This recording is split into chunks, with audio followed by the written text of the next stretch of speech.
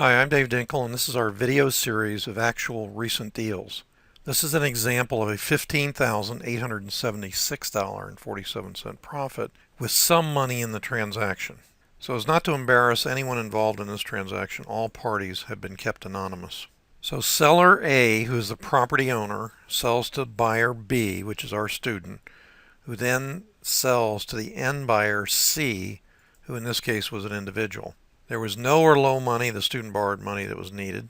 There was no credit. No conventional lender was involved. There was no or low risk, but only to the extent of the borrowed money. And a rehab of the property was actually involved, which took about 2 months, cost $3,900, and said, I saw your sign that you buy houses. Here is my address, and I'll be home about 5:30.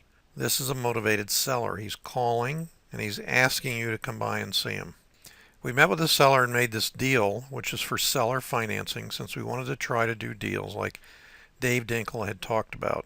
So if you don't have the money, the $7,000, that's no excuse for not doing these deals. The purchase price was $30,000, and the seller carried owner financing at 4% interest, amortized for 20 years, but the balance was payable in 60 months. That's called a 5-year balloon.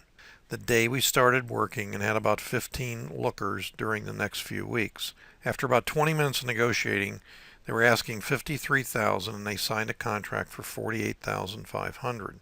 Now here's some before and after pictures, and there's no reason to put in a lot of them. You'll get the idea on just the ones you're going to see. This is the kitchen beforehand, and this is the kitchen afterwards. So here's the HUD-1 closing statement using seller financing. Remember we said he sold it for $48,500. There it is. That's what the buyer's paying. This is what the student's receiving. Now here's what's important.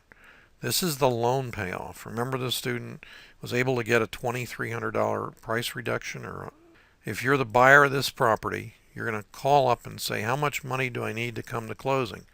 There's the number. And there's the student's gross profit before expenses. The student purchased the property with seller financing. Remember, he only had $7,000 in the property when it all comes down to it. The student used a FSBO sign in the yard to get a drive-by buyer. Net profit was $15,876.47.